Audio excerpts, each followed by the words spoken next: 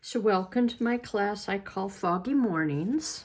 So this is the pendant we're going to be making in this class. And the first thing I'm going to do is go through the supplies that you need to make this project that is showcased here.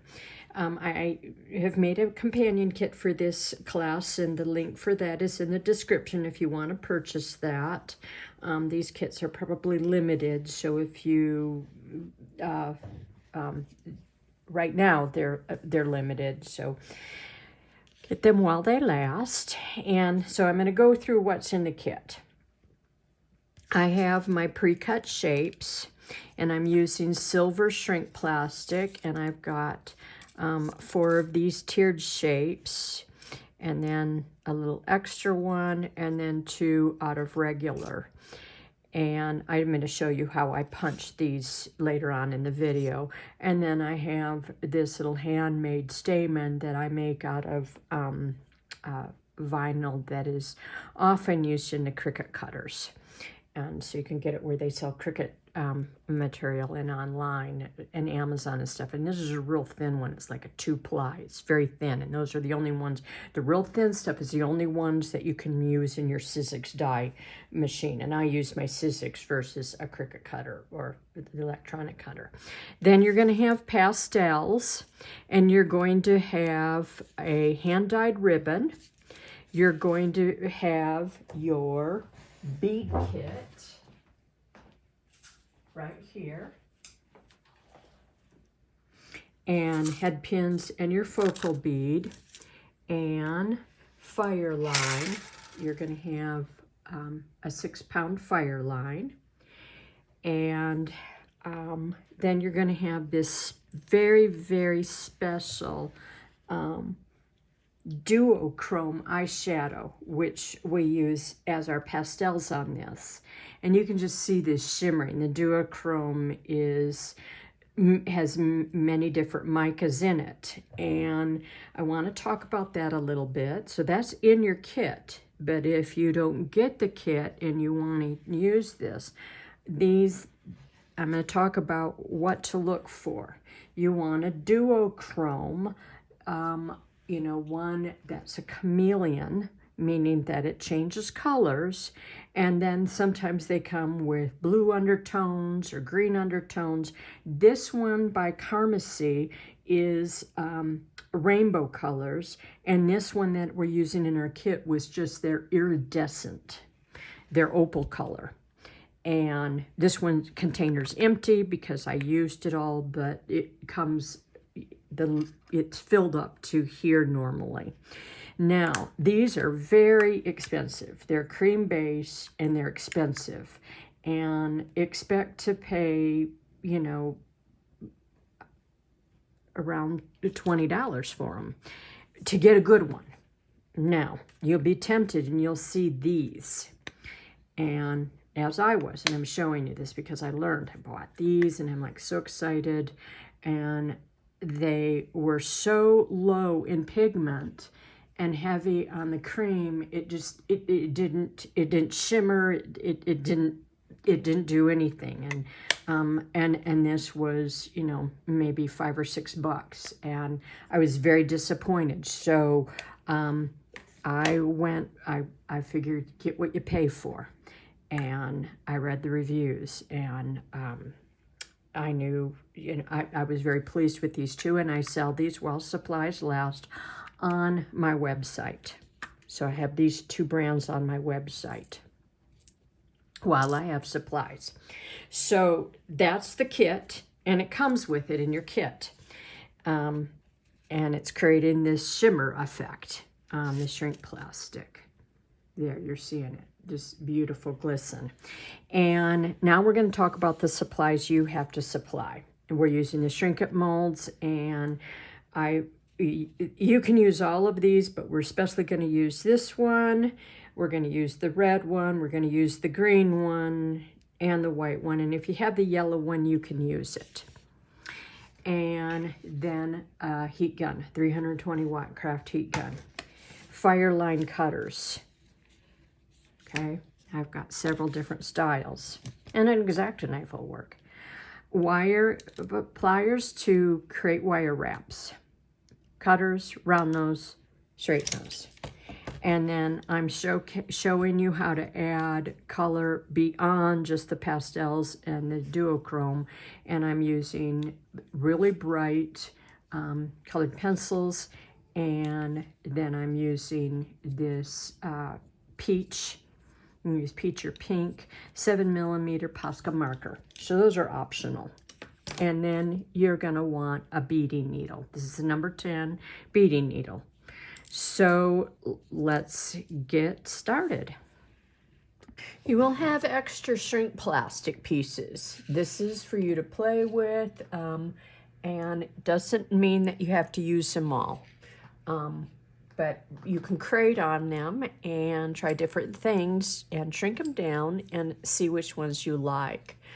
The first thing I'm going to do is the big one, and I'm going to put some base color on this because this allows you to tint the shrink plastic. And I mean, it allows you, yes, to tint the shrink plastic and tint the duochrome. So I'm going to, I used the purple and the orange on that. And then I know that I'm going to be stacking up. This one I know I'm going to be layering over the top of this one. So I'm going to be going warmer with my palette. And I hit that with orange. And then I'm going to hit these two with orange. With this peachy color.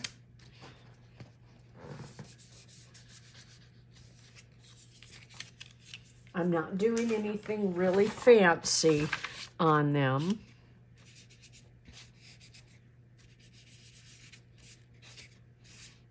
I'm just coming in here and tinting a little more. And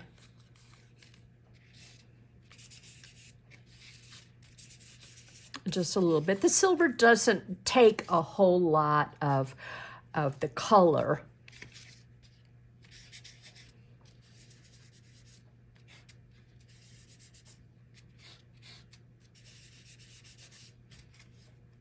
It's just going to give it a light tint.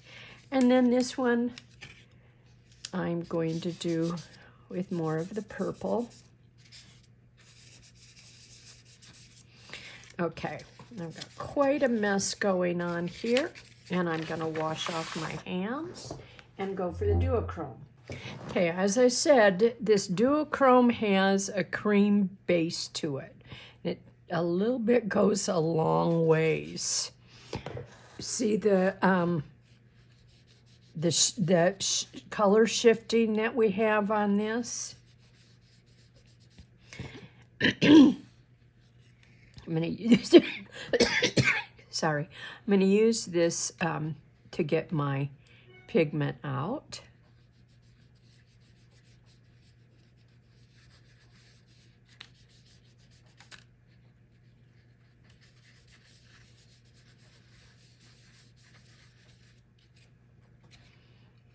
And put any that fell into these cracks because it is a cake makeup, meaning it cakes up.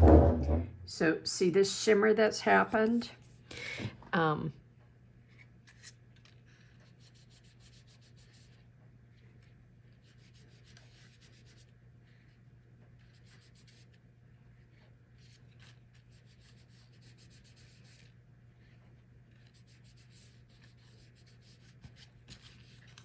Got that.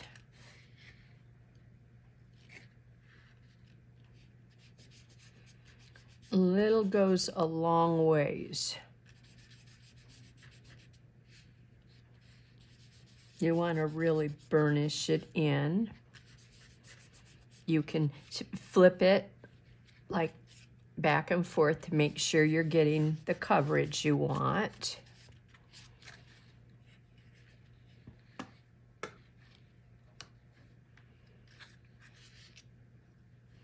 And on all of this is the frosted side that I'm using. And this got a little bit of green in it because this is the rainbow color. I mean, it's just a opal iridescence. It's got every kind of color represented. And at different angles, it's going to look green, and at different angles, it's going to look pink. And it's just a shimmer. So make sure we get a lot on there. Okay. Now, once again, I'm going to wash my hands. And I've basically used mine up, but you can see how full this was when I had first started using it. I've just used it a lot, and I used it to make the kits. So, we're back. And these would be just beautiful, just the way they are. I mean, we're going to put some embellishments on them because they have this shimmer on them, and they have the silver, and they have the little pastels on them. They don't require that much, but I wanted to show you this one that I shrunk down. I put colored pencil on this one, and I put Poscas on this one. So if you want to add, don't have to do this to all of them, but if you wanted to add some of that detail, you could. And so what I'm gonna do is always take my Posca and start a little pool. And then on this, I'm just doing these delicate lines. I'm going out and lifting up so I get these rays.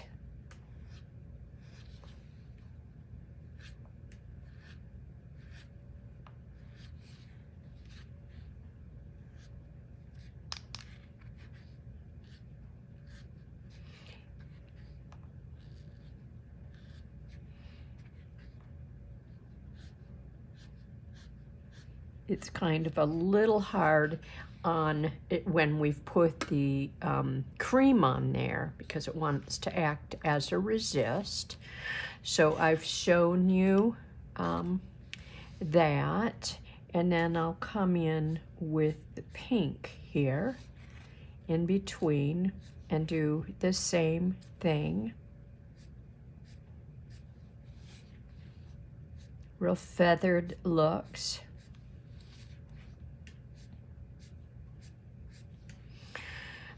As I said, I'm not going to be doing this on all of them, just some of them.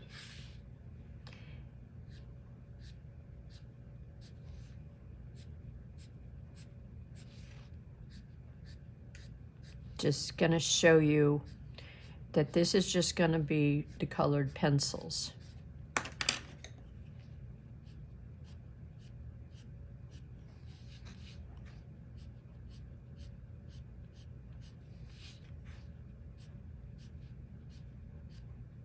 These sunburst things, rays.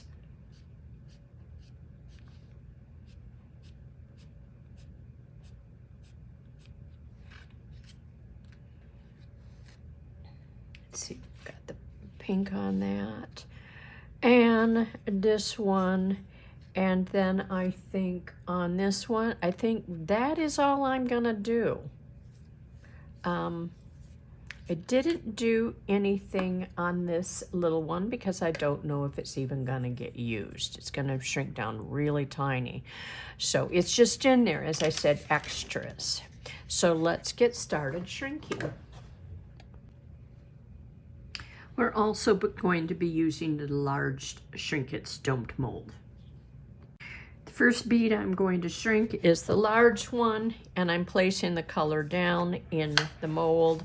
I will be shrinking around the perimeter of the bead, holding it about at the level of the glide pin and around the perimeter.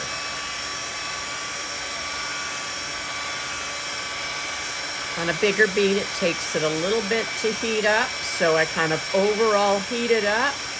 And on a bigger bead, I might then just go into each individual bead, liquid petal, and get those going.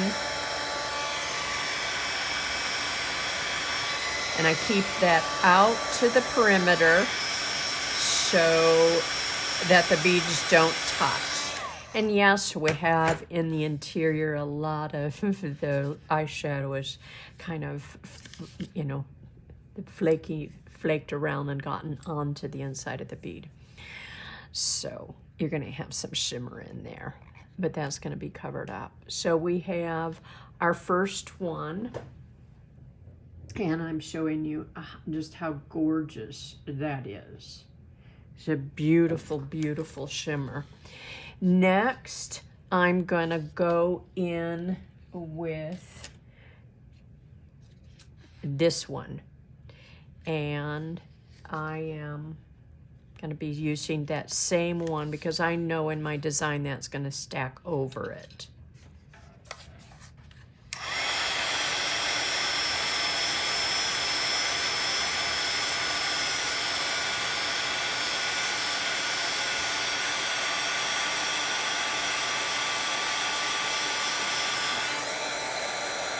On this one, I wasn't that concerned about being out to the perimeter because it was a smaller bead, and so I'm not that concerned that the petals might touch each other.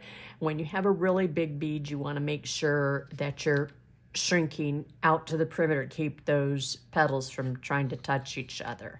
So now we have this, and you can see how pretty the Poscas are on that, and that's going to stack over the top of this one here in our design. Then I'm coming in with this one, and let's see, I have the option, I know I hadn't said this, but you can shrink this one in this domed mold, in the large dome mold, or the white mold, but it's also, if you have the yellow mold, you can do it in the yellow mold. Star mold, because it has the 5 petals, and it's really nice to do that in this star mold. It's this one I'm gonna be doing. Sorry, it's this one, same thing. They're both 5 petals. So I'm putting the iridescent down in that. And when I press this down, I'm not sure I'm going to go as tight. And when I say tight, I'm not going to press all the way to the bottom. Just press this partially way and partially down and leave my petals a little more open. You'll see what I mean.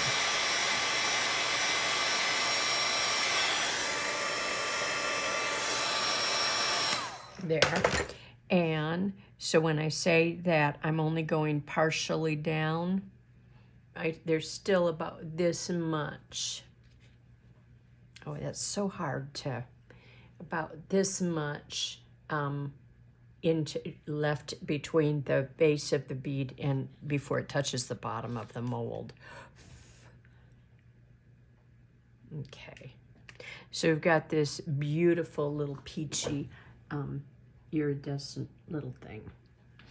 And now we're going to keep going.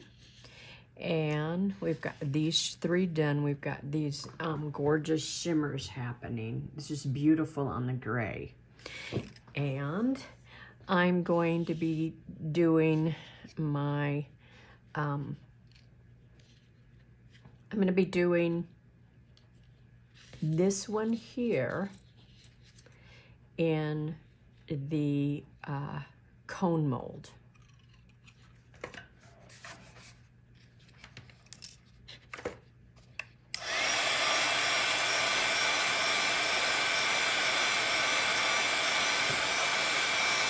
Kind of out to the perimeter, because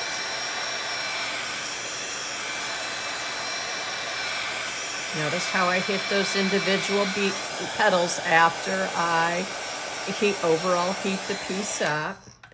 And I'm coming down in here, pressing it all the way into the mold and holding it gently for the count of 5.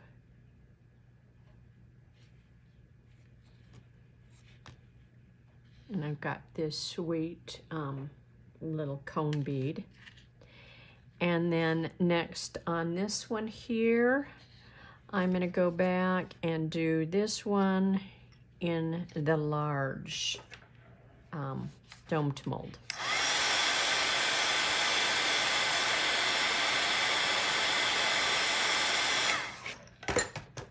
And if I need to reshape this, I can. I'm guessing that this is going to work great at the base of my large bead, but it may need to be redone in this. Now, this piece I want to do in my green mold, so it doesn't matter what side is up, because the green mold is the same on the top and the bottom.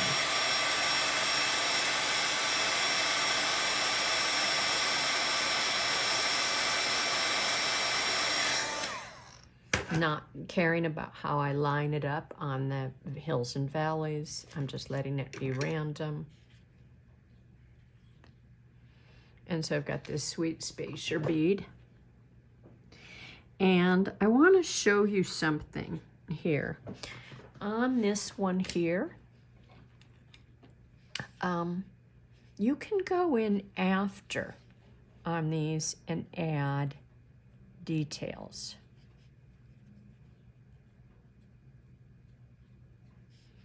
This color is very much like the color of the shimmer, so it's not showing up that well. Let me put a little bit of the orange over it.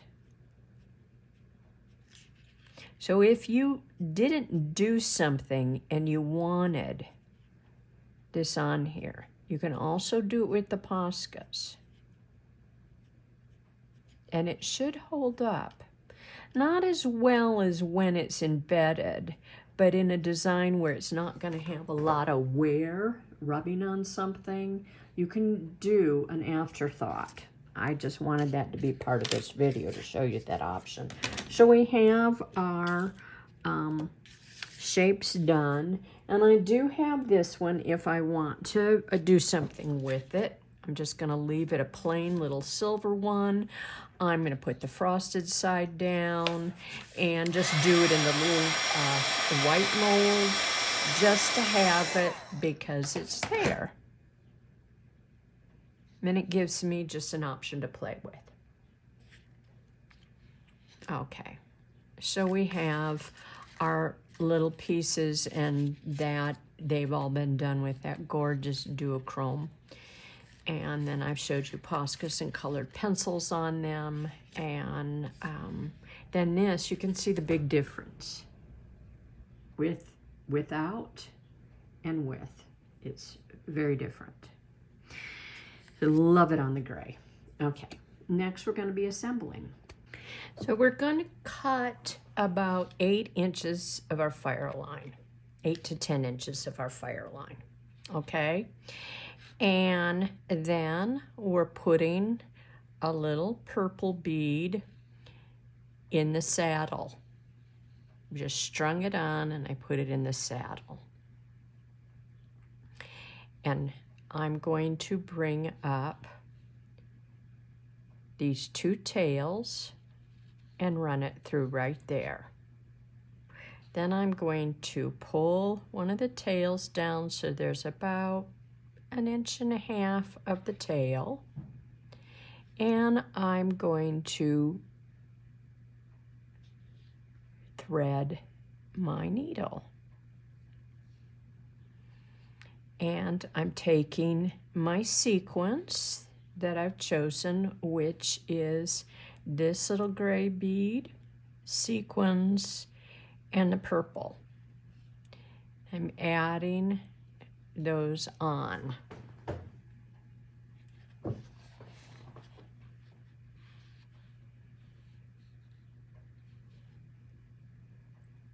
I'm going to bypass the little purple bead and go down through my sequence and out this other side And then I'm coming up into my next hole. And I'm adding that little silver bead. It's a little matte tube bead, a sequin,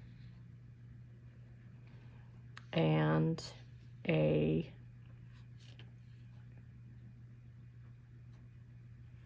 purple bead. Then I'm coming up through this last hole, and I'm adding a little matte silver bead, a little sequin, and a purple bead. And we've got our first sequence done. I bypass that. I come on down, and I can follow my bead path up through here. Bypass, and this will just tighten it. I'm using a 6 pound. You can use a 4 pound on this. I wouldn't recommend using anything stronger than a 6 pound on something tiny like this. And then through that last hole that has our stopper bead on it,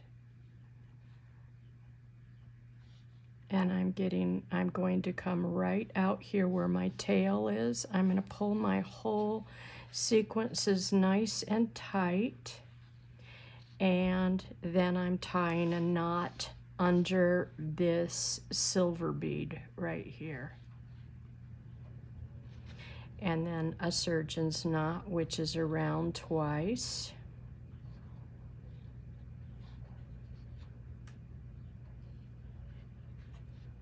Tightening that. And then one more knot. It can be a surgeon's knot, or it can be a regular one. I'll go for the surgeon's. Just around the hole twice. Tie that off, and then I cut my line. And I have this first sweet little row here of little cutie pies. And I want you to do each one just like that. And while I'll come back and I'll have that done, but I want to show you how I punched these holes in this bead.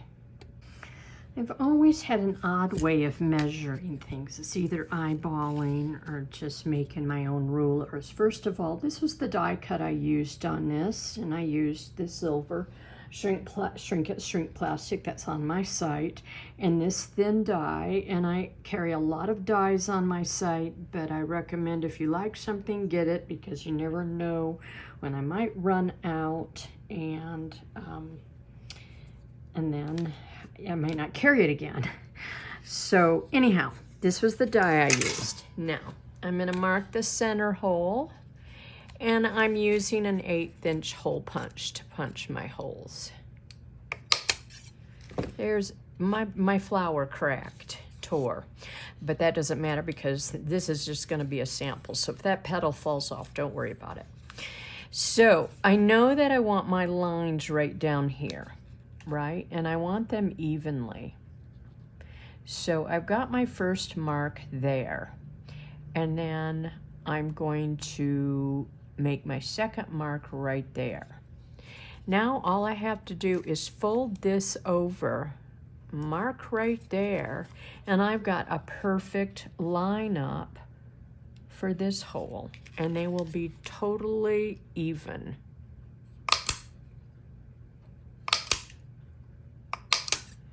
And that's how I do it. Okay, on to assembling.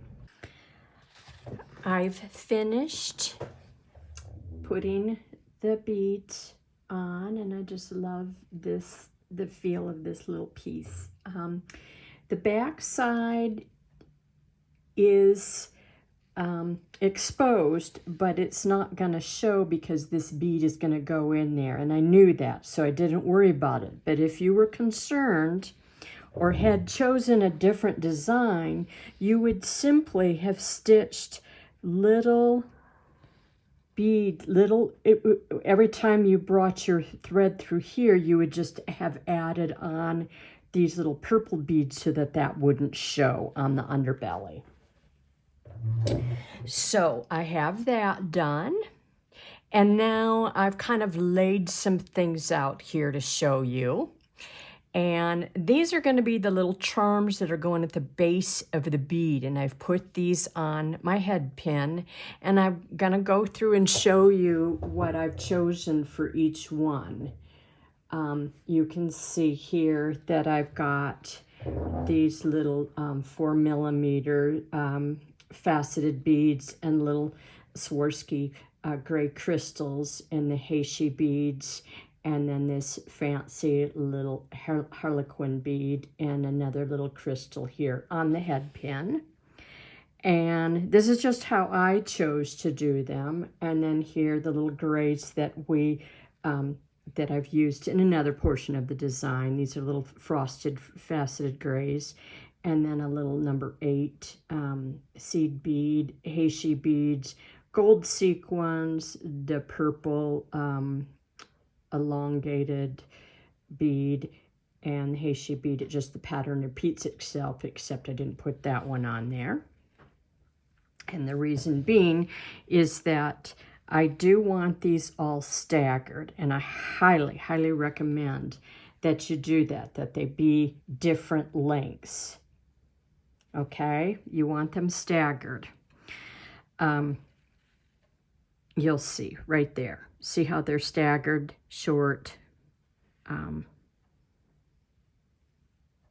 medium, and long. Okay, on this one here, I put the little gray bead, the little sequin, hand-painted gold bead. It's a handmade bead, Heishi bead, frosted faceted bead, these little gray faceted beads, and then a stacking of the sequins.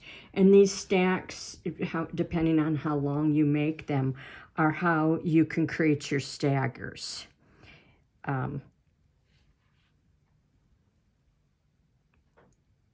See, 3 different lengths.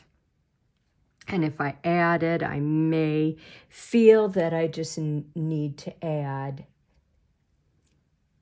right there to that one to get them right at the staggers that I want. All right, and so we're going to wire wrap these. So let's get our round nose pliers, and gonna move that out of the way.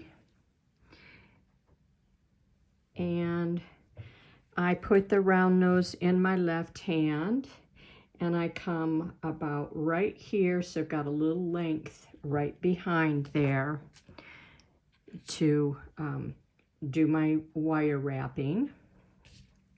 And I pull the tail down, and I can push, I'll show you, if I push this up and move it a little bit, see I pushed it up, and then I moved it back down, it creates that, see that little loop it created? Then I can just come around here and wrap my tail.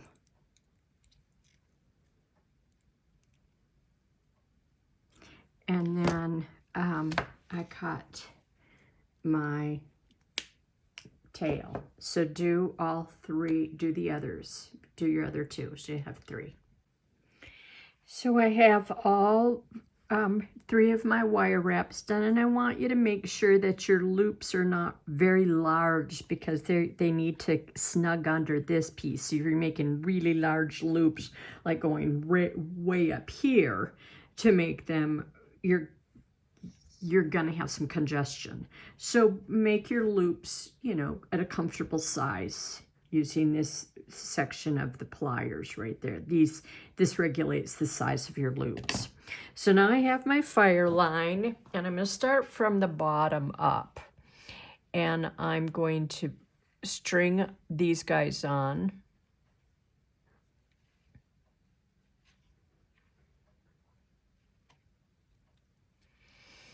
And then I'm going to run both my tails through here. I haven't put my needle on yet. And I'm going to just check and see where I am with this. And I'm just fine. My wire wraps show, but they're well constructed and they look nice and finished, and there's some glistening gold under there, so I'm fine with that.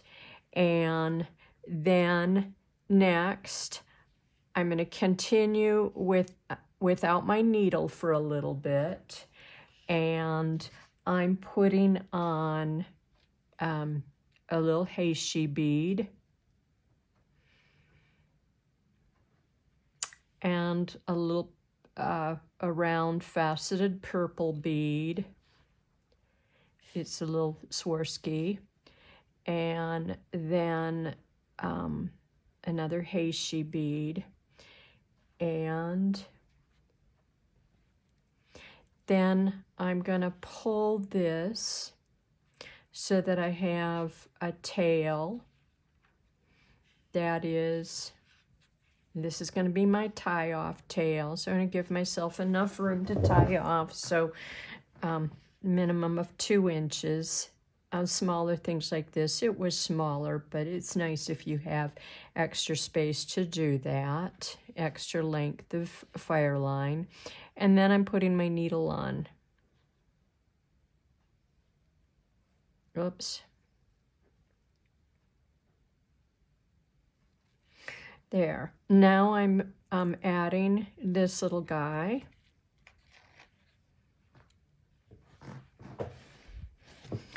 And my fuzzy bead.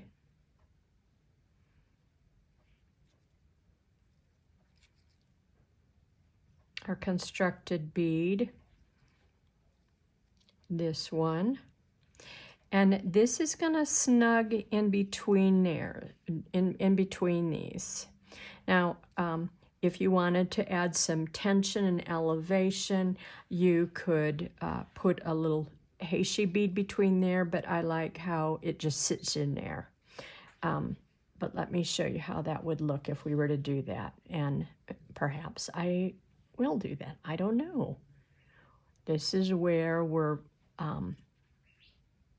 we kind of try things. So this would add a little elevation, give ourselves some rest. I just want to make sure that it still fits in between here. And I think I do like that, adding that little tension. I didn't know if it would still fit. So I added that little spacer in there. And now I'm coming in with my handmade vinyl bead.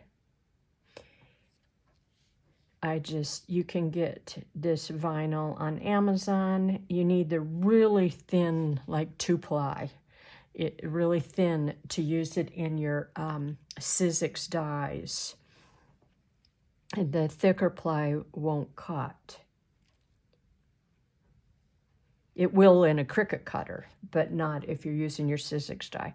Now I have choices I can make. This is what's going on so far, and I can use this. I've put things in your kit for you to make selections. I can go with this beautiful purple bead, or I can keep with this beautiful peachy theme and start to lighten up here. And I kind of like that. So then I'm possibly going to add this little guy, and then go in with the purple. See if I'm a little too light-handed. I think I'm getting a little too light-handed. So remember I said I'm not sure if I'm going to use this, but we could play with this one right here because we may need that gray up there. Then we have a choice of maybe adding this one in here or going down small. I could put this little purple in here.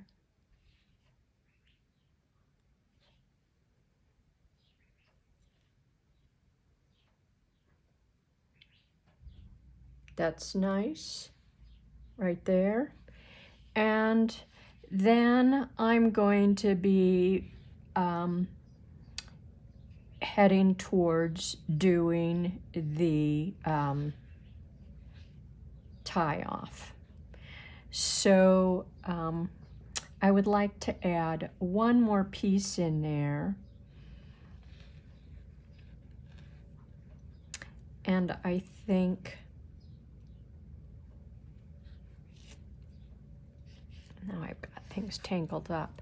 I think I will be removing this, even though I liked it there. And I have to create, want to create a little bit of elevation. So I'm going to do this there. That's what I've decided to do. And just one more change. Sorry about this, guys. I just saw another opportunity.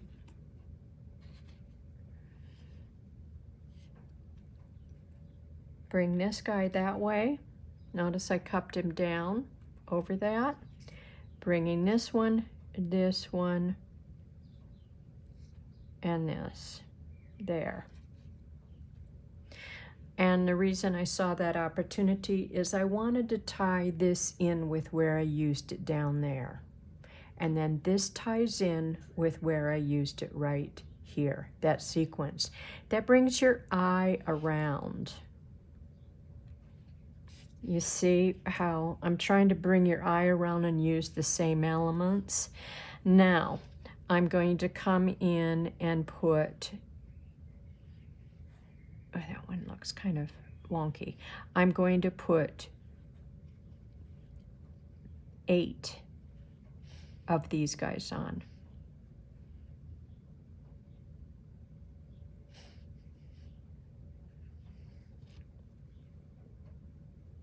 And that, the reason I'm choosing that is because it ties in with the gold.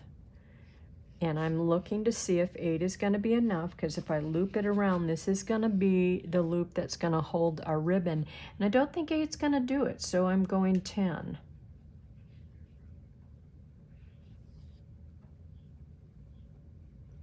Now we're going to go back all the way down through our sequence.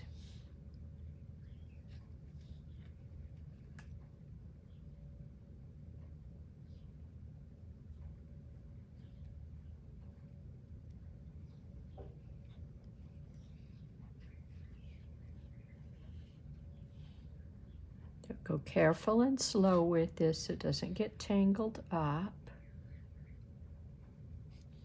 We'll be able to pull it, cinch it, especially where this gap is. We want to go down here, go all the way through these guys again so that they've got at least 12 pounds holding them. 12 should be enough.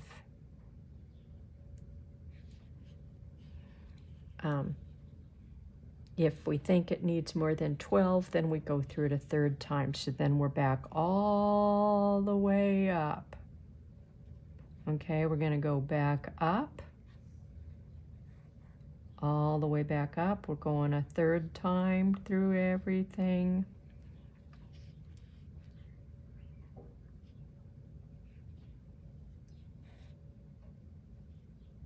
Going up all the way through these guys.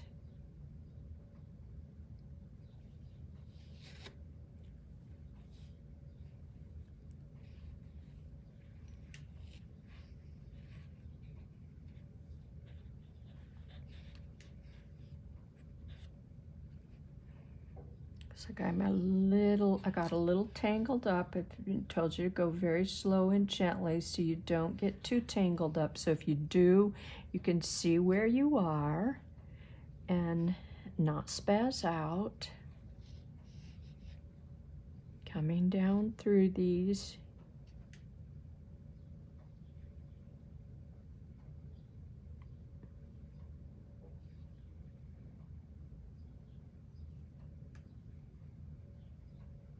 Down, down, down.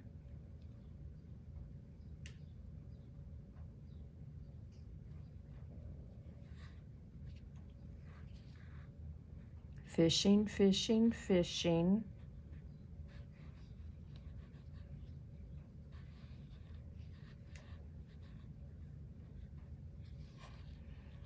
Right here. Just being very gentle with it. Pulling, I got my tail, pulling it out. Now, I am one step away from being where this tail was. And I had 2 inches there, and it got cinched in, so I'm sure glad that I gave it that 2 inches, because I may have totally lost it.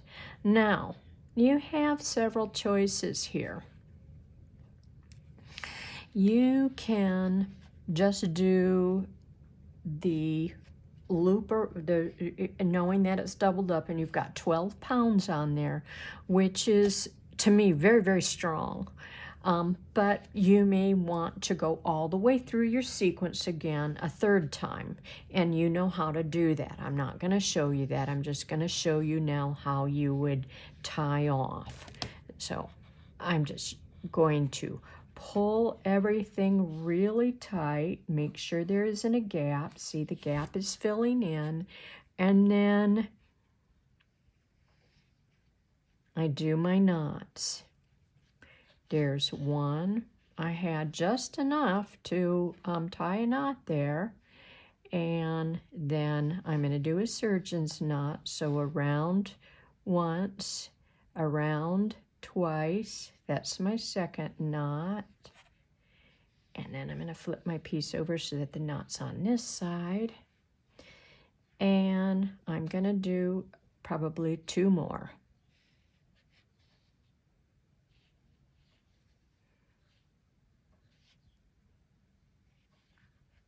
One, and end it off with a surgeon's knot.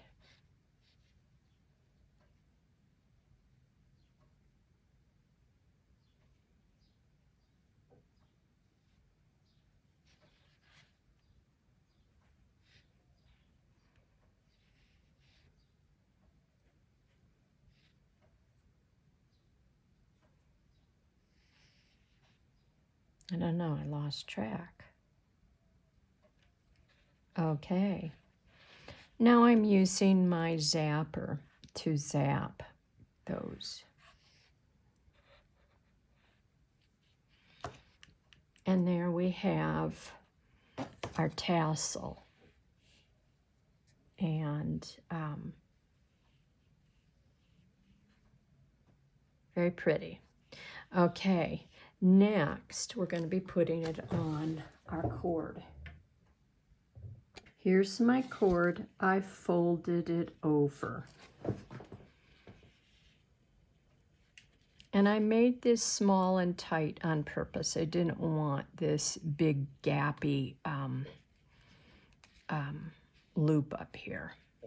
So that's why I tried 8 at first, and then I went for 10, and 10 seemed to be perfect.